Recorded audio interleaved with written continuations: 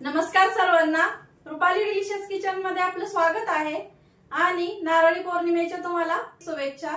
कारण आज आपण नारळी पौर्णिमेनिमित्त रक्षाबंधन निमित्त मस्त अशी खुटखुटीत नारळाची वडी बघणार आहोत। खुसखुशीत, खुटखुटीत आणि एकदम परफेक्ट प्रमाणासह। तर मग रेसिपी पूर्ण समजून घेण्यासाठी व्हिडिओ स्किप न करता संपूर्ण बघा आणि चॅनलला सबस्क्राइब केलं नसेल तर चॅनलला सबस्क्राइब करा आणि व्हिडिओ शेवटपर्यंत बघा। रेसिपीचा व्हिडिओ आवडला तर रेसिपीच्या शेवटी व्हिडिओला लाईक करायला विसरू नका। तर चला मग आता आपण साहित्य बघूया आणि पुढची रेसिपी पण बघूया।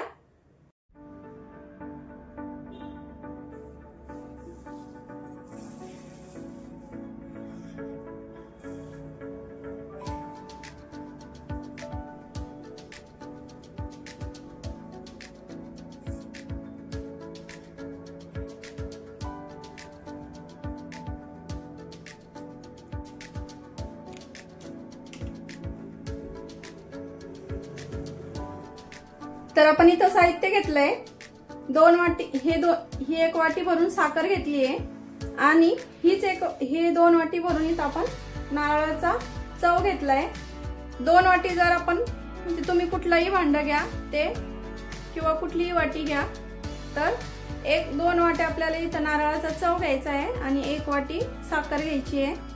साजूक तूप 2 चमचे, वेलची पूड घेतली आहे थोडीशी पाव चमचा आणि पिस्ता आणि बदामाचे काप घेतले। हे गार्निशिंग साठी घेतले, ऐच्छिक आहे, नाही घेतले तरी चालेल। तर मग आता पुढची रेसिपी आपण सुरुवात करूया।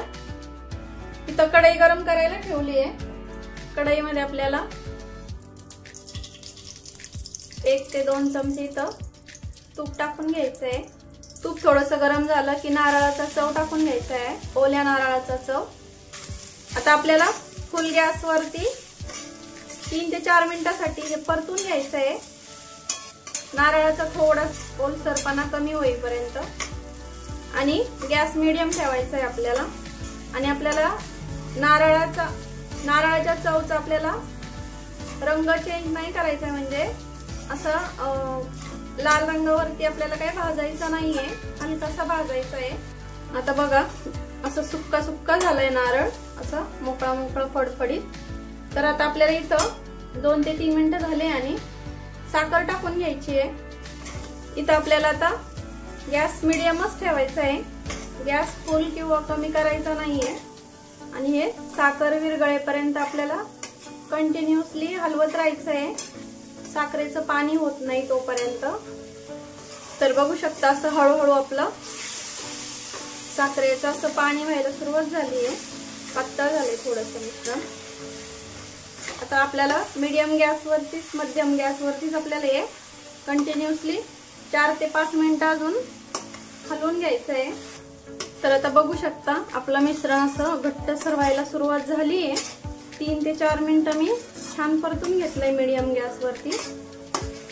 आता आपल्याला इथं गॅस कमी करायचा आणि कमी गॅसवर आपल्याला पुन्हा 4 ते 5 मिनिटं परतून घ्यायचं आहे। हे गॅस कमीच ठेवायचा आहे, आता करपू शकतं नाही तर किंवा त्याचा रंग चेंज होऊ शकतो, मिश्रणाचा रंग चेंज होईल, अशी मस्त पांढरी शुभ्र अशी वडी दिसणार नाही। आता 4 ते 5 मिनिटांनी छान अजून परतून घेते आणि वडीचं मिश्रण तयार झालंय। हे कसं ओळखायचं ते सुद्धा मी तुम्हाला सांगणार आहे, तर व्हिडिओ स्किप न करता संपूर्ण बघा। तर बघू शकता पूर्ण पाणी आपलं म्हणजे आपलं हे सगळं मिश्रण असं छान घट्टसर झालंय आणि असं कढईला सुटायला लागलं की याचा अर्थ आपलं मिश्रण जवळपास तयारच झालंय। पण आणखीन एक ट्रिक सांगते, आपल्याला हे एका डिश मध्ये थोडंसं मिश्रण घेऊन बघायचंय आणि थंड करून त्याचा गोळा होतो का तयार ते बघायचंय आपल्याला। गॅस आपल्याला इथं कमीच ठेवायचा आहे आणि ह्या स्टेजला आपल्याला इथं आपण वेलची पूड करून घेतलेली ही टाकून घ्यायची आहे। आता वेलची पूड आपल्याला छान मिक्स करून घ्यायची इथं। हे बघा पूर्ण असं कढईला सुटतंय, गॅस कमीच ठेवायचा। दुसरं मिश्रण आपण जे थंड करायला, आता आपण हा गोळा बघूया। तर हे बघा आपला गोळा तयार झालाय याचा अर्थ, आणि एकदम सुक्का सुक्का लागतोय हाताला, याचा अर्थ आपली वडीचं मिश्रण तयार झालं. इथं गॅस बंद करायचा आहे. तर इथं एक ताट घेतलंय मी असं खोलगट. आपल्याला याला तूप लावून घ्यायचं आहे मिश्रण टाकण्यासाठी. शक्यतो ही प्रोसेस आधीच करायची म्हणजे वेळेला गडबड होत नाही. तुमच्याकडे केकचं भांडं असतं ना स्टीमर, ते त्यामध्ये केलं तरी चालेल.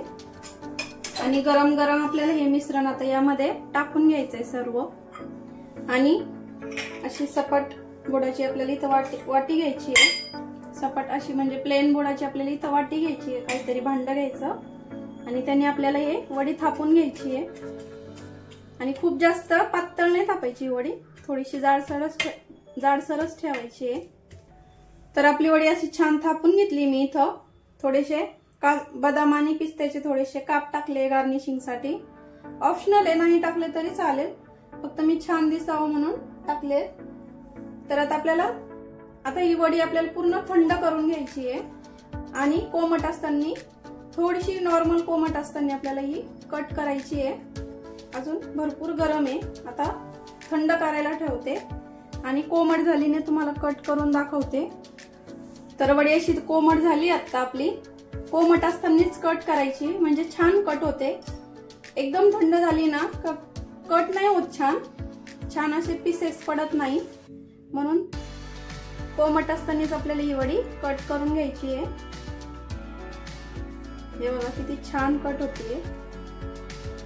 तरी अजून पूर्ण थंड झाली नाहीये. आता तुम्हाला हव्या त्या आकारामध्ये तुम्ही इथं कट करून घ्या. तर हे बघा अशा चौकोनी शेपच्या मी इथं कट करून घेतले आहे. फॅन खाली किंवा फ्रीज मध्ये ठेवले तरी चालेल रूम टेम्परेचर मध्ये. तर आपण आता अर्ध्या तासासाठी एकदम पूर्ण थंड करून घेऊया म्हणजे एक ना एक वडी छान होईल. अजून थंड नाही तरी बघू शकता किती छान दिसते. हे बघा एकदम मस्त झाली आहे. तर अर्धा तास झालाय, बघूया आता. हे बघा अगदी अलगद निघताय आणि वडी बघू शकता किती छान झाली आहे. अगदी अशी खुसखुशीत झाली आहे. हे बघा हे बघा. आता सर्व करून घेऊया. तर तुम्हाला ओल्या नारळाची मस्त अशी खुसखुशीत वडी कशी वाटली कमेंट मध्ये नक्की सांगा. आणि रेसिपी तर नक्कीच आवडली असेल कारण वडीच एवढी छान झाली आहे. तर व्हिडिओला नक्की लाईक करा. रेसिपी आवडली असेल तर लाईक शेअर सबस्क्राईब करायला विसरू नका. रेसिपी नक्की ट्राय करा कारण घरचं जेवण हे खरंच स्वादिष्ट असतं. अशाच नवीन छान छान रेसिपी सोबत पुन्हा भेटूया. तोपर्यंत बाय बाय.